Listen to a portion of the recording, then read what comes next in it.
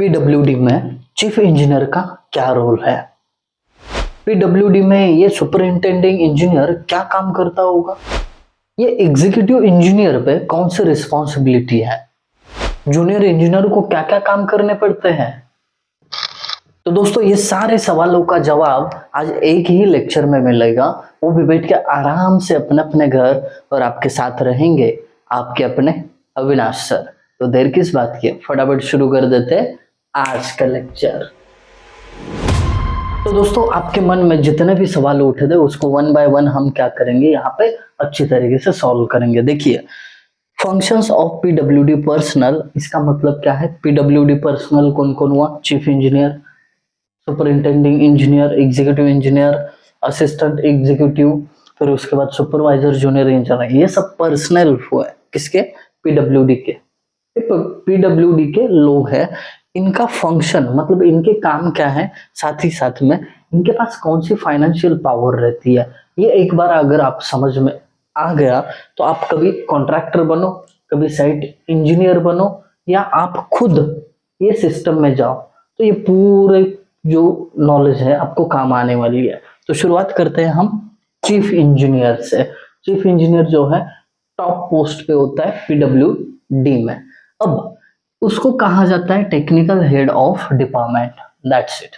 जो भी टेक्निकल चीज है, आपका प्लान हो, बजटिंग हो, मेजरमेंट बुक हो, ये सब आखिर में ये इंसान के पास जाता है, इसके लिए इसको बोला जाता है टेक्निकल हेड ऑफ डिपार्टमेंट। फिर उसके बाद बजट का जो भी प्रपोजल होता है गवर्नमेंट को करना, वो कौन करता है? ये चीफ इंजीनियर करता है। क्या करता है? बजट प्रपोजल, मतलब ये गवर्नमेंट को प्रपोज करता है। कैसे? बजट से, कि भाई साहब मुझे इतना पैसा चाहिए। क्यों? क्योंकि एक ऐसी जगह है जहां पे मुझे रोड बनवाना है फॉर एग्जाम्पल। तो गवर्नमेंट क्या करती है? वो प्रपोजल देखती है, अगर अच्छा लगा प्रपोजल तो हाँ बोल देती है गवर्नमेंट। इसके लिए आपको प्रपोज अच्छे तरीके से करना है। क्या चीज प्रपोज करना है? बजट। जो भी बजट है very neat and clean and crystal clear होना चाहिए, तभी जाके गवर्नमेंट उसको सैंक्शन करता है। ठीक है, ये हो गया। फिर उसके बाद controls the expenditure.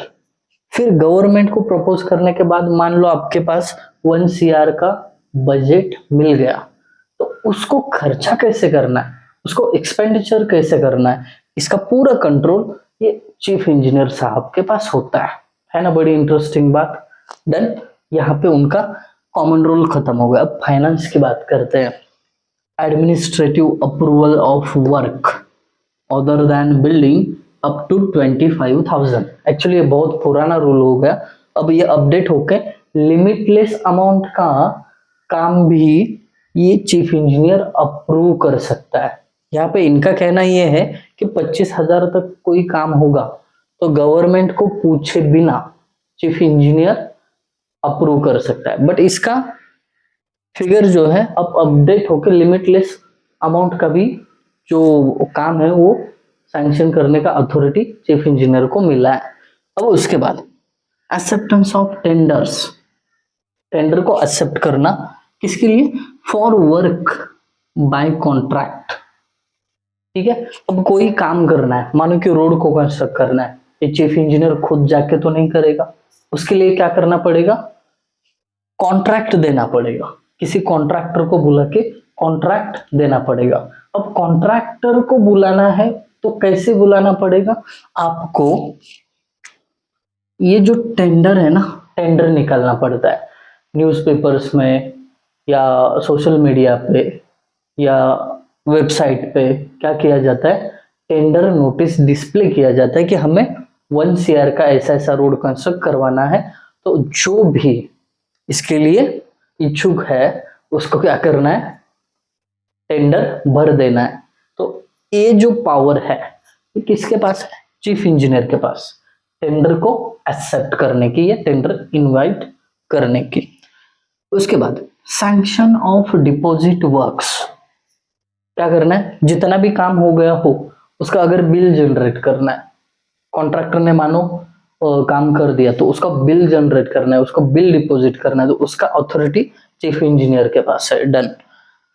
Purchase of livestock up to 30,000 at only one time, मुझे लगता है इसमें बहुत सारे चेंजेस हो गए हैं, तो इसका लिमिट बढ़ गया होगा। एग्जैक्टली अभी मुझे भी पता नहीं है कि कितने का लाइव स्टॉक चीफ इंजीनियर को खरीदने का अनुमति है। तो ये अपडेट कितना है, किसी को अगर पता चले तो बता देना कमेंट सेक्शन में, ठीक है। डन। इसीलिए तो कहता हूं मैं, ये जो है सिविल इंजीनियरिंग नॉलेज का हब बनना चाहिए। यहाँ पे कोई अविनाश सर अकेले ज्ञानी नहीं है, आपके पास भी बहुत सारा कंटेंट है जो बाकी लोगों को या मुझे भी हेल्पफुल हो सकता है। तो बिना दिक्कत कमेंट सेक्शन आपका है, जो भी जानकारी मिले डालते रहना। डन। आगे बढ़ते हैं। टेक्निकल चीजों के बारे में क्या अथॉरिटी होती है चीफ इंजीनियर को, तो उसको ये अथॉरिटी है, पहले सेंटेंस पढ़ता हूं फिर एकदम क्रिस्टल क्लियर समझाता हूं। To accord technical sanction for original work and repair. इसका मतलब क्या है कि कोई भी आपका ओरिजिनल वर्क जो नए सिरे से कंस्ट्रक्शन होगा या किसी एग्जिस्टिंग कंस्ट्रक्शन का रिपेयर होगा, तो उसमें 5% in excess of the administratively approved amount. Simple meaning बताता हूं, तो इसका मतलब ये है कि कोई भी आप काम नया कर रहे हो या रिपेयरिंग का कर रहे हो, तो जो ऊपर से सैंक्शन होके अमाउंट आया है उसमें 5% और बढ़ाने का अमाउंट किसको अथॉरिटी है, चीफ इंजीनियर को। मतलब 1 CR का आपको कॉन्ट्रैक्ट मिला है, बट उसमें अगर 5% का एक्सेस अमाउंट सैंक्शन करवाना है जो एडमिनिस्ट्रेटिव अप्रूव्ड, मतलब ऊपर से गवर्नमेंट से कितना सैंक्शन हो क्या है 1 CR, बट चीफ इंजीनियर के पास ये अथॉरिटी है 1 CR का 5% जितना भी होगा उतना ऐड करके दे सकता है, ठीक है। क्योंकि कभी कभी जरूरत पड़ती है, 1 CR में रोड नहीं हो रहा है तो 5% तक अगर बढ़ा के वो रोड कंप्लीट हो रहा है तो चीफ इंजीनियर खुद से ही 5% का अमाउंट वहां पे एक्सटेंशन में दे देता है और रोड कंप्लीट करवाता है। So that's it about the chief engineer. Chief engineer के बारे में सब कुछ जान गए, मुझे पूरा भरोसा है आप में से कोई ना कोई तो आगे जाके चीफ इंजीनियर बनेगा और आप ये रोल प्ले करोगे, गरीब को कांटेक्ट कर लेना, ठीक है। अब दूसरा कौन सा पर्सनल है जो चीफ इंजीनियर के नीचे काम करता है, वो है सुपरिंटेंडिंग इंजीनियर। ये हमने देखा है टॉप पे पीडब्ल्यूडी में चीफ इंजीनियर, उसके बाद आता है सुपरिंटेंडिंग इंजीनियर, मतलब रीजन वाइज सर्कल दिए जाते हैं सुपरिंटेंडिंग इंजीनियर को, ऐसे ही होते हैं ना, हर सर्कल का अलग होता है। तो इसका क्या रोल है देखते हैं। Administrative and technical control of circle, मतलब इस एसई को जो भी सर्कल मिला होगा काम करने के लिए, वहां के कुछ अप्रूवल देने हो या कोई प्लान में चेंज करना हो, डिजाइन में चेंज करना हो, इसका परमिशन देने का अथॉरिटी इसको है। अब ये अथॉरिटी इसको है, इसका मतलब वो चेंजेस करके ये रिपोर्ट करेगा चीफ इंजीनियर को कि मैंने मेरे सर्कल में ऐसा ऐसा डिजाइन में चेंज किया है या बजट में कुछ ऐसा ऐसा बदलाव किया है। दूसरी चीज, financial control over execution of original and repair work. अब उसके सर्कल में एक हाथ काम हो रहा है तो उसका जो फाइनेंशियल कंट्रोल होता है वो इसके हाथ में होता है, उसके सर्कल में जितने भी काम हो रहे हैं उसका। वर्क इंस्पेक्शन इन हिज सर्कल, मतलब उसके सर्कल में जो भी काम चल रहा है उसको इंस्पेक्ट करना ऐसी की जिम्मेदारी है। अरेंजेस प्रोक्योरमेंट ऑफ स्टोर्स, उसके सर्कल में मानो रोड चल रहा है और वो रोड के लिए लगने वाला मटेरियल कहीं पे स्टोर करके रखना है, तो उसकी अरेंजमेंट कौन करेगा, ऐसे ही करेगा। इसके लिए कोई परमिशन लेने की जरूरत नहीं, वो डायरेक्टली क्या करेगा, स्टोर एक बना देगा, उसकी अथॉरिटी में है। डन। अरेंजेस ये हो गया। Inspects divisions in his circle and reports to C, मतलब जो भी काम चल रहा है उसको इंस्पेक्ट करेगा, सही चल रहा है, कुछ प्रॉब्लम तो नहीं है, यहाँ तक काम हो गया, जितना भी उसने इंफॉर्मेशन लिया वो सब आखिर में चीफ इंजीनियर यानी सीई को दे देता है। That's it. कितना मजे का बात है ना, तो पहले से आपको पता होगा। Administrative control in respect of technical staff. Administrative control in respect of technical staff, इसका मतलब ये है कि एसी को वो पावर है कि उसके नीचे जो भी एग्जीक्यूटिव इंजीनियर होंगे, जूनियर इंजीनियर होंगे, इनका छुट्टियां अप्रूव करना, एडमिनिस्ट्रेशन है ना, एडमिन का काम वो है, या फिर कोई पेमेंट की कुछ दिक्कत होगी तो उनके रिलेटेड जो भी डिसीजंस हैं वो ऐसी ले सकता है। ठीक है। Keeps himself informed about the progress of works in his circle, मतलब उसके सर्कल में जो भी काम चल रहे हैं उसकी इंफॉर्मेशन उसको रहनी चाहिए, क्योंकि कभी भी चीफ इंजीनियर उसको बुलाएगा, बोलेगा बता ये तेरे सर्कल में जो काम चल रहे कैसे चल रहे, कहाँ तक आया है, कितना पैसा खर्च हुआ, क्या एक्सेस अमाउंट लगने वाला है क्या, क्योंकि चीफ इंजीनियर को भी एंड में गवर्नमेंट को बताना पड़ता है। इसके लिए सुपर इंटेंडिंग इंजीनियर से रिपोर्ट मंगवाना चीफ इंजीनियर का काम है। तो यहाँ पे सुपर इंटेंडिंग इंजीनियर का भी काम हो गया। तो चलिए अब देखते हैं फंक्शंस ऑफ एग्जीक्यूटिव इंजीनियर, जो काम करता है सुपर इंटेंडिंग इंजीनियर के अंडर। अब no work in execution without administrative approval, fund allotment and technical sanction. सबसे पहला और इम्पोर्टेंट काम क्या होगा किसका, एग्जीक्यूटिव इंजीनियर का, कि जो भी काम साइट पे चल रहा है वो काम इनिशिएट नहीं होना चाहिए, अंडर एग्जीक्यूशन नहीं आना चाहिए किसके बिना, विदाउट एनी एडमिनिस्ट्रेटिव अप्रूवल। जैसे कि आपका काम प्लिंथ लेवल तक हो गया है तो उसके ऊपर का जो काम है उसका आपके पास एडमिनिस्ट्रेटिव अप्रूवल नहीं है अभी तक, उसके लिए फंड अलॉट नहीं हुआ है, या फिर उसका टेक्निकल सैंक्शन नहीं है, ये तीनों में से एक भी चीज नहीं है, तो प्लिंथ लेवल के ऊपर का काम आपको रोक देना है, वो एग्जीक्यूशन में नहीं आना चाहिए। डन। दूसरी चीज, effective supervision of work in his और हर, ठीक है, दोनों के लिए प्रोविजन मैंने रखा है इधर, respective division.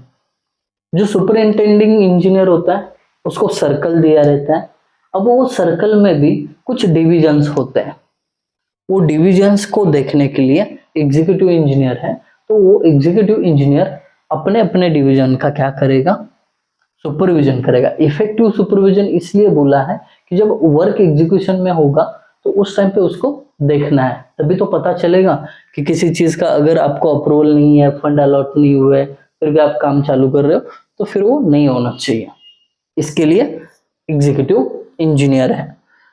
To see that contractors' account are properly maintained and regularly submitted to competent authority। इसका मतलब क्या है समझा देता हूँ कि कॉन्ट्रैक्टर का अकाउंट मतलब क्या होता है, उसका इंस्टाग्राम अकाउंट, फेसबुक अकाउंट, ये कुछ नहीं है इसमें। उसका अकाउंट मतलब उसने उस साइट पे कितना खर्चा किया, उसका रिकॉर्ड मेंटेन करना, मतलब अगर प्लिंथ लेवल तक उसने समझो 50 लाख खर्चा किया है तो वो सब का रिकॉर्ड रखना, कौन सी चीज के लिए कितना गया, फुटिंग में इतना गया, प्लिंथ लेवल तक ये काम, इस कारण इतना फंड गया उसको। इस चीज का क्या करना है आपको,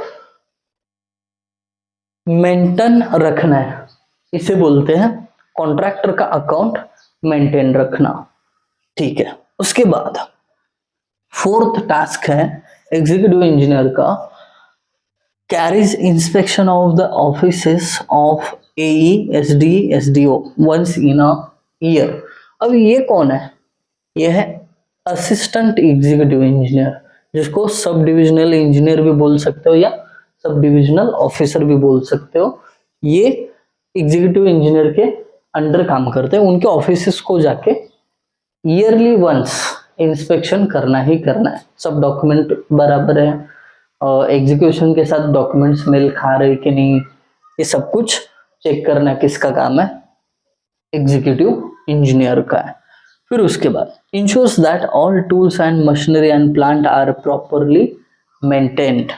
तो जो भी प्लांट्स वगैरह रहेगा आपका, जो भी कंस्ट्रक्शन वर्क चल रहा है उसके लिए, मानो कोई आरएमसी प्लांट है रेडी मिक्स कंक्रीट का, तो वो प्रॉपरली वर्क कर रहा है ना, वहां पे M20 की बजाय M25 या उससे भी कम दर्जा का कोई कंक्रीट तो नहीं जा रहा है, ये सब चीजें देखने का काम किसका है, एग्जीक्यूटिव इंजीनियर का है। ठीक है, गले में बहुत खांसी हो रही है बट ठीक है, इसको खत्म तो करना ही है, कर लेंगे अपन। लास्ट काम है एग्जीक्यूटिव इंजीनियर का कि drawing and disbursing officer of division. तो इसका मतलब क्या है कि कॉम्पिटेंट अथॉरिटी के पास जो भी अकाउंट है उससे पैसे लेना और यहाँ पे कॉन्ट्रैक्टर और लेबर्स को देना। ये हो गया एग्जीक्यूटिव इंजीनियर का काम। इसके बाद functions of AE SD SDO. AE मतलब assistant executive sub divisional engineer या उसको सब डिविजनल ऑफिसर, तीनों में से कोई भी नाम पूछा जा सकता है। एग्जाम में बोलेंगे right the function of this man, अब लिख दोगे। पहला काम क्या है, arrange A stock, execution, progress and completion of work. तो ये पहला काम किसका है, एसडीओ का। चेक वर्क इन प्रोग्रेस, जो भी काम चल रहा होगा उसको क्या करना है, चेक करते रहना है।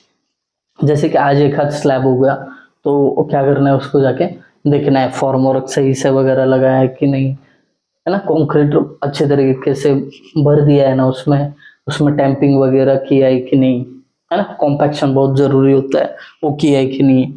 ओके ठीक है। उसके बाद मेंटेन कंस्ट्रक्शन अकाउंट, जो भी कंस्ट्रक्शन के लिए खर्चा हो रहा है उसका मेंटेन करना है अकाउंट को।